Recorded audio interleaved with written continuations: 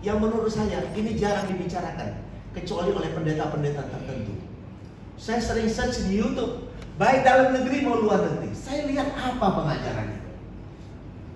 Mohon maaf, saya buka baik dari luar negeri maupun dari dalam negeri, semuanya ujung-ujungnya bercerita yang fisikal. Betul. Fisik. Nanti masih berharap, bermimpi ada bumi baru, langit baru, nggak tahu di mana gitu. Nah, di sana bumi ini akan hancur. I would like to say, Tuhan nggak kurang kerjaan menghancurkan bumi ini, membuat yang baru. No. Ingat dong, gini. Tolong, mari kita merenungkan. Ingat, Musa menulis kitab Kejadian itu. Dunia ini udah lama ada, bumi, langit, bumi semua sudah ada lama banget. Baru ditulis oleh Musa. Jadi kalau ada kata langit, ada kata bumi, itu terminologi, istilah yang dipakai di dalam menceritakan apa rencana Tuhan. Setuju nggak kira-kira? Karena waktu itu bangsa Israel sedang dalam perbudakan, betul nggak? Di Mesir. Jadi target yang Tuhan berikan melalui Musa adalah bagaimana mengeluarkan bangsa Israel dari perbudakan menuju tanah perjanjian. Setuju ya? Jadi kalau ada kata-kata langit dan bumi bla bla bla, semua itu kata-kata yang dipakai di dalam menceritakan relasi perjanjian Tuhan. Kira-kira bisa nangkap sampai sini ya. Jadi inti Alkitab, perjanjian firman Tuhan adalah intinya adalah relasi. Relasi manusia dengan Tuhan, Tuhan dengan manusia. Itu poin pentingnya, itu dulu ya. Bukan apa-apa. Jadi inti adalah relasi antara Tuhan dengan umatnya. Nah, nanti kita kupas lebih dalam ya. Sekarang saya mulai. Jadi di sini kita berbicara apa? Understand and live in a new heaven and a new earth. Nah, terjemahan Bapak Ibu pernah nggak merasa aneh terjemahan kata langit? Kenapa langit? Seharusnya bahasa Inggris sky dong. Kenapa nggak a new sky? Kenapa a new heaven? Ya, heaven is talk about apa? Heaven, kalau berbicara heaven, berbicara surga, is talk about God, is talk about Tuhan itu sendiri, gitu loh. Nah, kalau talk about earth, manusia, ya, earth, bumi, itu berbicara umat. Karena Adam dibuat dari tanah, harus nangkep ini. Nah, ini yang saya katakan tadi, terminologi langit dan bumi. Heaven and earth itu satu terminologi yang dipakai di dalam menceritakan relasi Tuhan dengan umatnya. Nah, ini dulu. Ya, ini dulu yang ditangkap ini penting. Oke, next ya. Oke. Nah, ini perjanjian baru ya, perjanjian baru. Kita sudah masuk di dalam perjanjian baru atau perjanjian lama? Kita sudah lama melompat di perjanjian yang baru. Oke? Ya. Nah, perjanjian baru. Ini ayat ini tolong dicatat Bapak Ibu. Ini ya. 2 Korintus 4 ayat 18. Tolong in your mind, in your heart, ya, dalam hati dan pikiran kita melekat ayat ini. Ini poin penting. Kalau ini kita abaikan, maka pikiran kita jadi terombang-ambing di dalam pengajaran, ya, terombang-ambing. Saya mau katakan, ingat.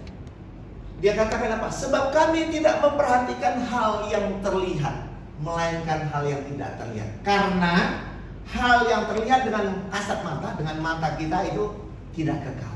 Tetapi hal yang tidak terlihat, itulah yang kekal. Nah, ini harus dipegang nih Bapak Ibu. Sekarang pertanyaannya, Bapak Ibu, kita mau melihat hal yang terlihat dengan mata kita atau yang tidak terlihat?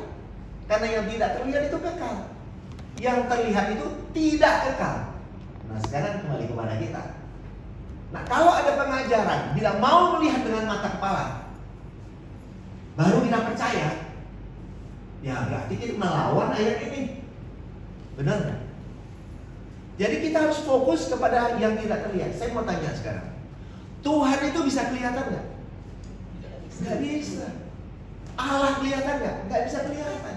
Karena Allah itu roh, Tuhan itu roh, nggak bisa kelihatan. Nah kalau kita mimpi mau melihat, kita salah. Melihat itu dengan mata rohani kita. Nangkap ya Bapak Ibu? Mata rohani kita yang menangkap ada Tuhan. Mata kita nggak bisa melihat. Nah ini penting sekali ya. Jadi ini penting. Jadi yang tidak kelihatan, yang bersifat spiritual, yang bersifat roh itulah yang kekal. Nah ini harus kita pegang nih, ya kita pegang. And then, nah ini, jikalau kita hidup oleh roh, oleh Tuhan, roh is talk about God itu sendiri, berbicara kepada Allah itu sendiri, ya. Kalau engkau dipimpin, ya engkau hidup oleh Tuhan, oleh roh, baiklah hidup kita juga dipimpin oleh roh. Ya, kalau kita dipimpin oleh pikiran kita pribadi, maka apa yang terjadi? Hidup kita mentok sana, mentok sini. Percaya omongan saya. Tapi waktu Tuhan yang pimpin kita, hidup kita lebih mulus. Kira-kira begitu. Kemudian Galatia 6 ayat 1. Coba ini perhatikan baik-baik. Dia katakan apa? Saudara-saudara, kalaupun seorang kedapatan melakukan suatu pelanggaran, bisa terjadi. Anda dan saya bukan orang berdosa, Anda. Tapi salah bisa nggak? Oh, bisa banget salah.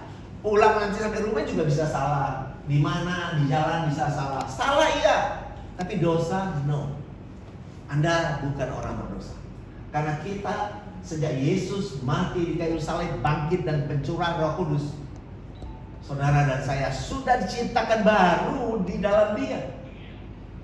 Ya, ini sama dengan Efesus 1 ayat 4. Dia katakan sebelum dunia ada, kita semua telah dipilih, ya, untuk diciptakan di dalam Kristus agar apa? Kudus, tak bercacat. Jadi saudara dan saya kita kudus, tak bercacat. Terutama Bapak Ibu yang kita sudah berumur. Kalau kita nggak ngerti kebenaran, kita pasti ada satu ketakutan. Waduh, nanti kok meninggal dunia gimana nih? Aku belum itu, belum ini, begitu. Nah artinya apa? Kita nggak ngerti kebenaran. So I would like to say that be happy in your life.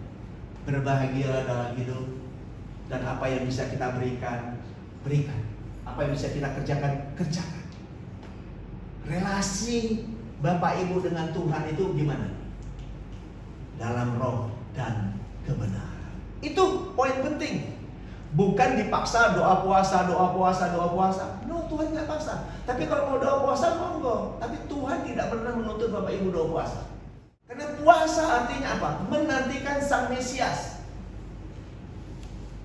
Jadi kalau kita berpuasa artinya kita menantikan Tuhan. But if you already unity with God, kalau saudara sudah bersatu dengan Tuhan, for what? Anda berpuasa. Karena murid Yesus enggak pernah berpuasa, karena dia bersatu. Jadi ya, satu. Maka orang-orang Yahudi komplain, murid-muridmu kenapa enggak doa puasa? Enggak dong, dia bersatu dengan mempelainya kok. Gitu kira-kira. Ini tolong ditangkap baik-baik. Jangan kita merasa kita berjasa bagi Tuhan. Kita berjasa ini. Kalau kita melakukan ini, dilihat Tuhan kita baik. No. Jangan cari perhatian di depan Tuhan. Tuhan sudah sayang saudara dan saya. Amin. Tuhan sayang, full heart. Kasih Tuhan tuh agape, tanpa syarat, gitu loh. Cuma kalau kita mengerti kita happy, kalau kita tidak mengerti kita penasaran. Itu saja. Kita penasaran, hati kita nggak plong gitu dalam hidup. Tapi waktu kita mengerti, hati luar biasa. Kenapa saya bisa cerita seperti ini? Karena saya mengalaminya dalam hidup saya. Ada perubahan dan satu titik, ada satu momentum saya berubah mengerti kebenaran ini. And then hidup saya berubah. Ini yang saya alami. Saya cerita ini karena saya mengalaminya dalam hidup saya. And then, jadi Bapak Ibu lihat baik-baik ini, ya. Kalau ada seorang yang melakukan sesuatu pelanggaran, maka kamu yang rohani, nah ini, kamu yang rohani, bukan kita yang bermoral tinggi. Enggak, kamu yang rohani. Karena orang rohani pasti hidupnya moralnya baik, betul nggak?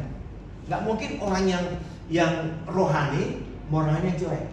Tapi kalau ada pendeta memperkosa, berarti rohaninya nggak benar. Ya, betul nggak? Moralnya jelek. Jadi kita ingat ya, kita yang rohani harus memimpin, ya, membawa orang ke jalan yang benar, ya, dengan roh lemah lembut, ya, sambil menjaga apa, supaya kita juga tidak ikut terjatuh di dalamnya. Oke, ini penting sekali. Kemudian, nah ini yang saya tadi cerita, keselamatan. Jadi saudara, dulu kalau kita nggak ngerti, pikir kita keselamatan badan kita ini diselamatkan. Ada yang bilang tubuh kemuliaan. Orang masih, oh kita nanti punya tubuh kemuliaan diselamatkan. No, yang diselamatkan itu jiwa saudara dan jiwa saya loh. Ingat ini penting sekali. Jiwa kita itu selamat. Artinya apa? Kita ngerti, kita menghidupi hidup jiwa kita, keinginan kita, kemauan kita itu menjadi terkendali oleh firman. Oleh firman yang hidup itu mengendalikan pikiran kita. Sehingga tubuh kita ini, raga kita, dipimpin oleh Sang Roh, dipimpin oleh keselamatan itu. Jadi raga kita jadi teratur. Kenapa? Karena pikiran kita juga mengenakan pikiran Kristus dan perasaan juga yang ada pada Kristus. Gitu. Nah ini kalau jiwa kita selamat. Tapi kalau tidak, pasti mentok sana mentok sini. Ya, banyak di luar sana orang mentok sana mentok sini. Kenapa? Karena tidak. Jadi jiwa kita ini penting. Nah, kalau jiwa kita menentang firman Tuhan, kita menjadi siapa, Bapak Ibu? Menjadi iblis kita. Kita menjadi iblis. Ingat nggak? Yesus ngomong sama Petrus, ya, nyalah engkau iblis, engkau hanya memikirkan apa yang dipikirkan manusia, bukan apa yang dipikirkan oleh Tuhan. Ingat nggak? Ya kan, ayat itu ada kan?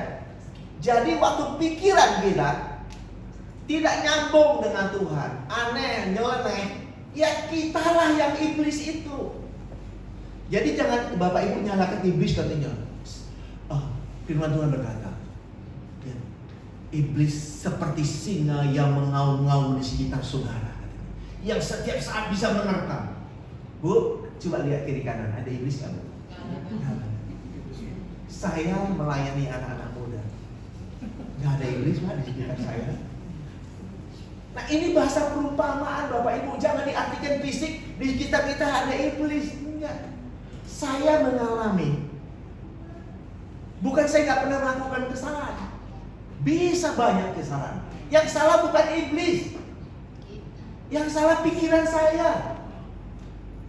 Terus saya bicara sama orang muslim juga begitu. Saya bilang, Pak, Bapak percaya ada iblis? Oh iya Pak Gisang. Bapak pernah digoda iblis? Oh sering Pak Gisang. Yang jujur Bapak, gimana caranya menggoda? Mulai bingung dia jawabnya. Gimana cara iblis menggoda Bapak? Mulai bingung dia. Saya jujur berkata, saya nggak pernah digoda oleh iblis. Tapi saya salah karena pikiran saya yang salah. Cara berpikir saya yang salah. Nah makanya jiwa kita dimenangkan. Supaya jiwa kita menang. Jiwa yang menang inilah yang mengendalikan tubuh kita ini, raga kita. Ada amin. Ini penting sekali loh Bapak Ibu. Kemudian, nah, keselamatan. Keselamatan yang disebutkan keselamatan jiwa inilah yang diselidiki dan diteliti nabi-nabi. Bayangkan Bapak Ibu, ya, yang telah bernubuat tentang kasih karunia yang diuntukkan bagimu. Jadi kasih karunia inilah bercerita keselamatan. Sesuai dengan Efesus 2 ayat 8 kan, engkau diselamatkan oleh iman. Itu bukan hasil usaha kita, nggak ada yang perlu disombongkan gitu. Luar biasa banget Bapak Ibu. Kita lanjut ya. Oke, nah ini identitas kita. Bapak Ibu, kita harus mengerti identitas kita di bumi ini. Lebih-lebih setelah kita percaya kepada Kristus, ya. Nah, firman Tuhan berkata apa di sini? Lihat nih ya. 2 Korintus 5 ayat 16-17. Bapak Ibu perhatikan.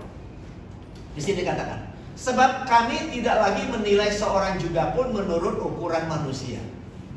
Nah, kalau kita masih mengukur dengan ukuran-ukuran manusia, maka kita salah. Karena sebenarnya manusia itu sebetulnya dia sudah dilahirkan baru di dalam Kristus. Menjadi manusia yang bersifat roh, manusia spiritual. Itu sebetulnya. Nanti kita lihat lagi ya. Nah, dan jika kami pernah menilai Kristus menurut ukuran manusia, sekarang kami tidak lagi menilainya demikian. Nah, kalau Bapak Ibu, kita masih memikirkan akan melihat Kristus dalam wujud manusia, duduk di singgasana memerintah 1000 tahun, bisa dilihat, bisa salaman. Saya pernah ketemu dokter teologi yang ngomong, Pak Yus, saya nggak percaya nanti Yesus turun ke bumi memerintah kerajaan 1000 tahun, kita bisa salaman. Berarti melawan ayat tadi nggak? Bahwa yang terlihat itu sementara, yang tidak terlihat itu kekal. Nah, nanti kita bisa bahas apa itu kerajaan 1000 tahun. Ya. Jadi jangan artikan literal 1000 tahun tunggu 1000 tahun, enggak gitu. Nanti kita, karena kalau kita bilang 1000 tahun, benar-benar 1000 tahun, Yesus duduk di singgasana memerintah, di mana duduknya? Saya mau tanya dulu.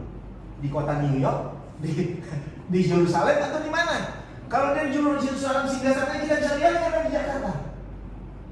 Gak bisa. Atau di awal-awal di sana pemerintah duduk. Jadi, maka imajinasi seperti itu hilangkan dari pikiran kita. So back to the word of God. Mari kembali kepada kebenaran firman Tuhan, ya. Sehingga kita clear hati pikiran kita. Nah, jadi siapa? Nah, ini penting ini. Jadi siapa yang ada di dalam Kristus? Nah, pertanyaannya. Jadi siapa yang ada? Kalau yang ada di dalam Kristus, berarti ada di dalam. Bukan di luar Kristus. Nah, kan Bapak Ibu, dalam bahasa Indonesia sehari-hari, di situ ada bahasa Indonesia. Nah, sehari-hari dia katakan apa? Siapa yang sudah bersatu dengan Kristus, maka mereka menjadi manusia baru sama sekali, menjadi manusia baru. Jadi di sini ada kata-kata siapa yang ada di dalam Kristus, maka apa? Ia adalah ciptaan baru. Yang lama sudah berlalu, sesungguhnya yang baru sudah datang. Nah, aku mau tanya, sekarang saya mau tanya, Bapak Ibu sudah ciptaan baru? Sudah. Ciptaan baru karena apa? Karena dibaptis di gereja? Itu ritual, itu cuma kita aja ngomong. It's okay lah di ritual di gereja, okay, sebagai satu pegangan. Tapi the important thing, the most important adalah pemikiran kita, pengalaman pribadi kita, pemahaman kita. Yes, aku sudah dibaptis dalam kematiannya, sudah dikuburkan bersama Kristus, dan aku telah bangkit bersama dia. Ada amin? Aku telah hidup baru bersama dia. Jadi kita telah dikuburkan bersama Kristus. Bukan nanti kita udah ini meninggal dunia, udah usia berapa meninggal, dikubur di mana gitu, terus nanti bangkit lagi nih. Nggak begitu, saudaraku. Itu dulu saya diajar begitu, terutama pengakuan iman rasul, betul? Kebangkitan daging. Saya juga tiap minggu dulu ngomong pengakuan iman rasuli, Bapak Ibu. Tiap hari kita ngomong. Nanti udah dikubur baru hidup lagi. No, kita sudah hidup baru. Nah, amin. Kenapa? Karena Kristus telah mengambil alih segala sesuatu, saudaraku. Kristus sudah mengambil alih kematian dan kita sudah dikubur bersama dia dan sudah bangkit di dalam dia. Di dalam dia apa? Di dalam tubuh kemuliaan Kristus itulah kita ada. Bukan masing-masing kita punya tubuh kemuliaan. No. Kita ada dalam, kita tubuh rohani ada di dalam kemuliaan tubuh Kristus. Jadi kita sudah ada di dalam kemuliaan tubuh Kristus itu, saudara. If you understand this, hati Anda gembira. If you didn't understand, penasaran terus, menunggu-nunggu hal yang mustahil. Gitu loh. Sampai meninggal dunia penasaran terus, kagak ngerti masalahnya. Rugi banget.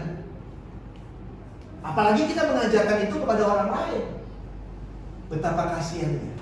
Karena saya pernah diajar seperti itu, saya merasa betapa bodohnya saya diajar seperti itu. Saya belum mau berarti seperti itu. But while I understand, ketika saya menyelidiki dan diskusi bersama teman-teman, mengerti kebenaran ini, wow, betul-betul free, merdeka di dalam Kristus. Ada amin, saudara. So, pengalaman beberapa orang yang dialami, yang di-sharekan kepada Bapak Ibu. Amin. Bapak Ibu jangan mau ketinggalan. Semua kita ini selamat.